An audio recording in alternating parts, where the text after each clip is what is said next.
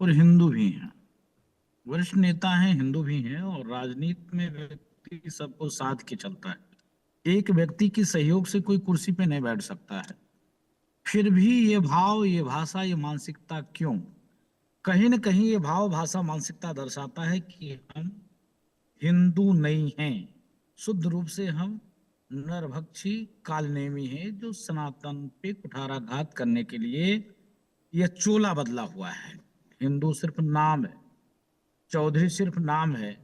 भाव, भाषा, विचार, आचार, संस्कार शुद्ध सनातन द्रोही है। उसका प्रत्यक्ष उदाहरण उन्होंने बक दिया, बोल दिया।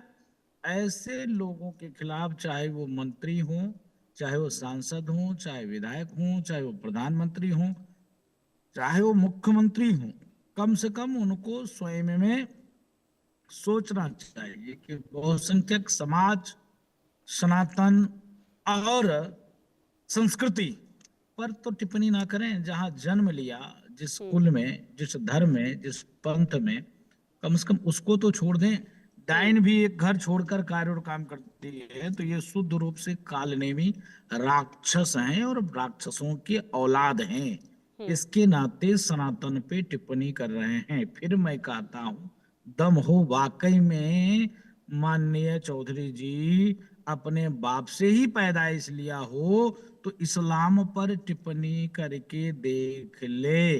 कल उनका गर्दन, मैं गारंटी देता हूं, नहीं बचेगा।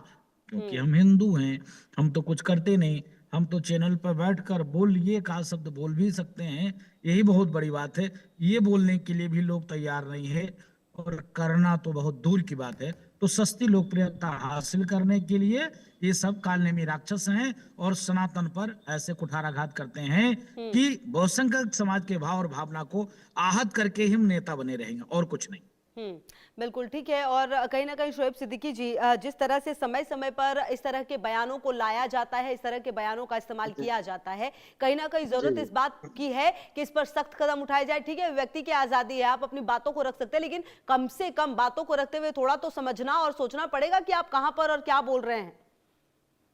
देखिए, मैं बार बार बात कह रहा हूँ कि जाहिर सी बात है, उन्होंने ये बहुत बड़ी बात कह दिया है जो उनको नहीं कहना चाहिए। वो खुद भी हिंदू है। आप देखिए, सनातन हो या मुसलमान हो, मेरे नबी ने फरमाया जिस मुल्क में रहो उसकी वफादारी करो। मुल्क की वफादारी आध्यात्मान होती है, उस मुल्क के कानून को मानो। आपने इतनी बड़ी बात कह दी, अब आप बताइए, अगर किसी मुसलमान ने बात मैडम कह दी होती तो कितना बड़ा हादसा हो जाता, कितनी डिबेटें चल रही होती, कितनी गिरफ्तारियां होती, आप भी जान रही हैं। देखिए, होता प्रदूषण के कारण जो होते हैं बहुत से होते हैं।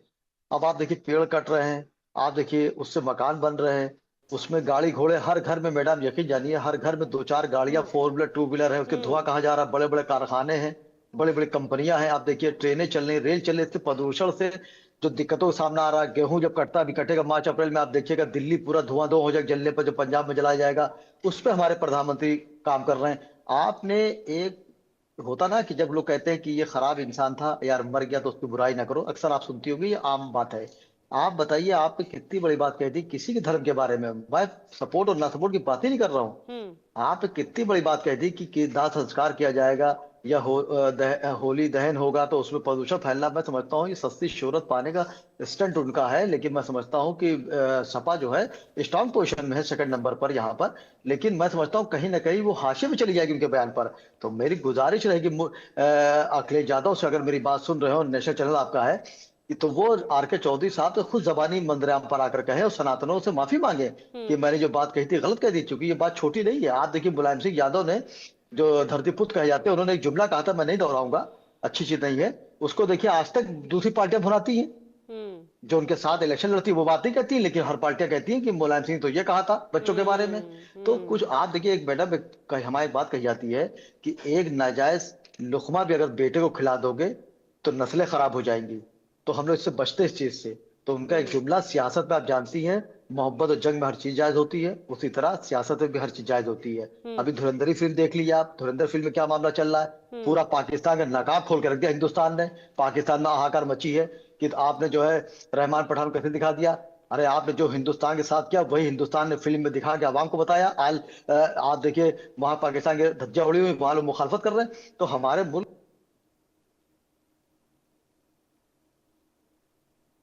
इस तरह की बातें ना, मंजर आम पर आप खेद प्रकट करें ये मुझसे गलती हो गई, चूंकि आप खुद भी एक हिंदू हैं। अच्छा, वो शोएब सिद्दीकी ने नहीं कहा, किसी मुसलमान ने नहीं कहा, वरना आप जान रहे क्या आलम होता।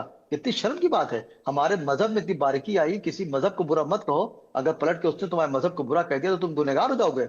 मैं समझता हूँ अखिलेश यादव जो 34 सीट सांसद की सीट पाए हुए हैं, मैं समझता हूँ 27 में दिक्कतों का सामना करना पड़ जाएगा। और आप देखिएगा, आप देख लीजिएगा, इसी जुमले को अगर उन्होंने माफी मांग भी ली तो भी इसकी कटिंग को आप देखिएगा 27 में जब इलेक्शन होगा फरवरी मार्च में, तो इस कटिंग को मंजर-ए-आम पर लोग दिखाएंगे। और दिखाना भी चाहिए, कोई बुरी बात नहीं है। अगर मुझे लगता है, जापान में डिबेट दी थी आपके वहां भी, कि जापान में कहा गया था कब्रिस्तान में नहीं अब जलाया जाएगा, तो मैंने मुखालफत भी की थी जापान की, और मैंने मुल्क के वजीर आजम नरेंद्र मोदी से गुजारिश भी की थी कि आप मुसलमानों को दफनाने की परंपरा रखिएगा, किसी बात ना मानिएगा। तो अगर मैं अपने लिए वो कानून ला सकता हूँ, तो मैं सनातनी धर्म हो चाहे ईसाई धर्म हो, उसके खिलाफ मैंने कोई बात करता हूँ।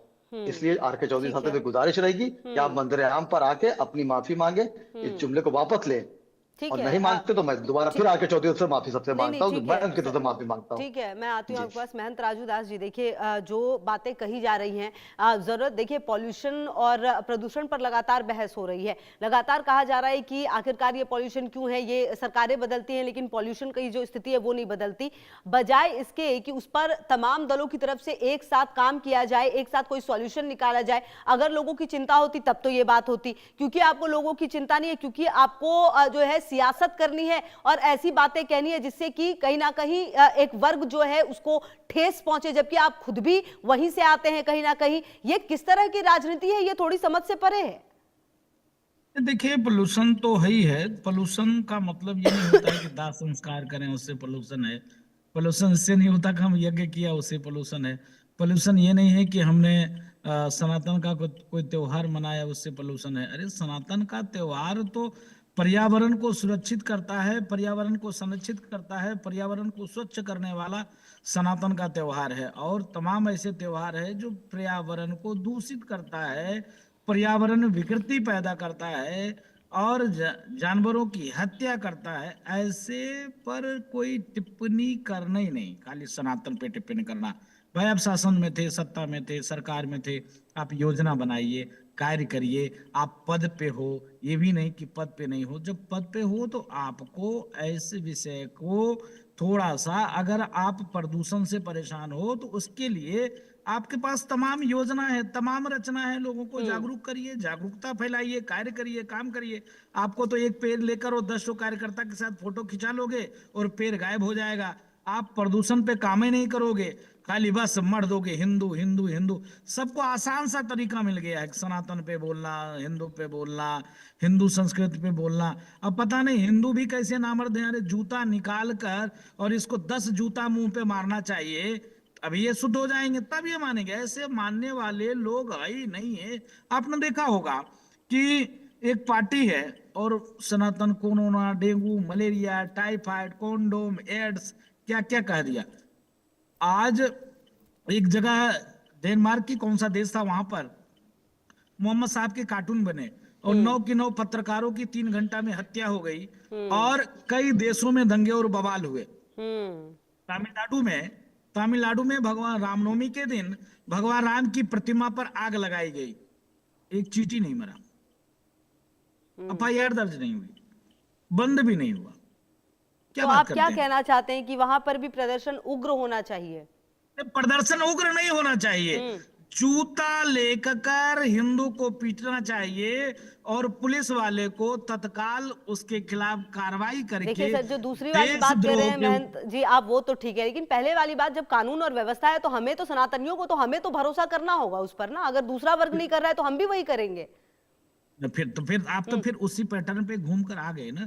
तब फिर कोई बात नहीं, गाली दें, हम बधाई देते हैं उनको गाली देने के लिए, स्वागत करते हैं आपके मंच से, बधाई देने के लिए। उन्होंने बहुत अच्छा कार्य किया और अच्छा कार्य क्यों हम क्या हमारे पास कोई और विकल्प नहीं है कि हम कोई बड़ा कानूनी कार्यवाही करके एक बड़ी नजीर पेश करें? कोई विकल्प नहीं है, उसका एक ही विकल्प है। जैसे आपने देखा अभी एक गाना चलता है, बरेली के बाजार में झुमका गिरा रे और बरेली के बाजार में पिछवाड़ा कुटा रहे। दम है निकलने का, पत्थरबाजी करने का, पुलिस की गाड़ी तोड़ दो, दुकानें लूट लो, भारत तेरे टुकड़े होंगे, इंसाफ फला नारा लोग लगाते थे। दम है क्या? लगाएं? नहीं लगा सकते। तो जब तक, देखिए मैं फिर निवेदन करता हूं, जब तक दुष्टों के साथ जब तक उसको बढ़िया से प्रसाद नहीं दी जाएगी तब तक ये मानने वाले नहीं है। ये भी ये बोली से मानेंगे का। अब हिंदू होने के बाद भी ऐसा शब्दों का प्रयोग कर रहे हैं तो हिंदू हैं क्या? वो सबके सब राक्षस हैं। और राक्षस संविधान से नहीं मानते, राक्षस दंड से मानते हैं। अच्छा राक्षस जी। संवैधानिक दंड से मानते हैं।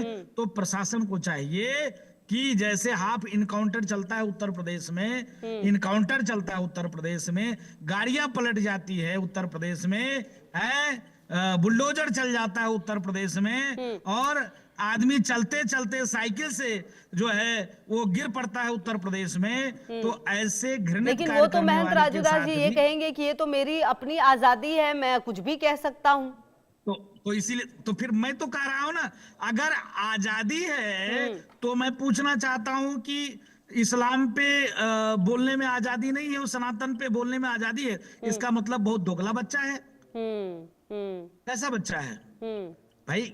भाई चलिए ठीक है, आजादी तो सिर्फ सनातन पे ही आजादी, इस्लाम, कुरान, अनमत, अनपंथ, अन समुदाय, तमाम कुरीति, तमाम प्रकार को है, उस पर आजादी नहीं है। हिंदू पे आजादी है। तो लगता है बहुत दुगला बच्चा है। तो ये तो अगर आजादी की आप बात करते हो तो फिर सनातन पे टिप्पणी, बाकी पर ये कौन सा प्यार? ये शायद अपना बाकी पे कौन कंफर्ट सा? ढूंढ कर कोशिश की गई है बोलने की कि यहाँ पर बोला जाएगा तो शायद लहर भी ज्यादा लगेगी और कोई दिक्कत भी नहीं होगी, शायद ये भी सोच हो। नहीं, उसका हमें उनका सिर्फ एक ही सोच है कि बहुसंख्यक के सम्मान को ठेस पहुंचाओ, हाँ। बहुसंख्यक समाज के भाव और भावना पर कुठाराघात करो, बहुसंख्यक समाज जिससे आस्था करता हो, जिस संस्कृति से जुड़ा हो, उस पर अभद्र टिप्पणी करो। तो हम बहुत बड़े सेकुलर हैं और कुछ नहीं। ठीक है। और कोई इनका भाव नहीं है। मैंने जो पूर्व में कहा, इनका सिर्फ एक ही उपाय है, जूता और कुटाई, एक ही दवाई और कुछ नहीं है।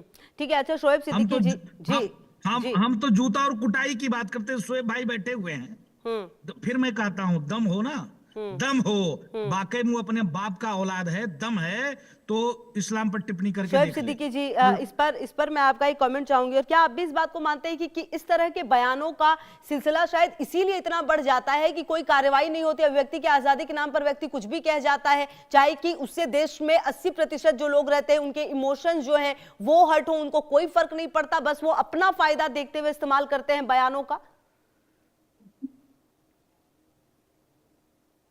आप अनम्यूट कर ले शोएब सिद्दीकी जी अपने आप को जरा। जी जी जी देखिए, कंटिन्यू। आप बिल्कुल सही कह रही हैं। होता क्या है कि बात निकली है तो दूर तलक जाएगी, लोग बेवजह उदासी का सबब पूछेंगे। अभी नीतीश कुमार साहब ने जो अभी हरकत की, उस पर आप देख रही हैं पूरे हिंदुस्तान में टिप्पणियां चल रही हैं उसके ऊपर। कई जगह एफआईआर भी उनके खिलाफ हो गई। आप देखिए, आर.के. चौधरी साहब, मैं चाहता हूं कि वो पहले अंदरूनी झगड़े समाप्त करें। आजम खान पे कब बोलेंगे? आजम खान साहब जो जेल काट रहे हैं, और योगी आदित्यनाथ जी ने जो विधान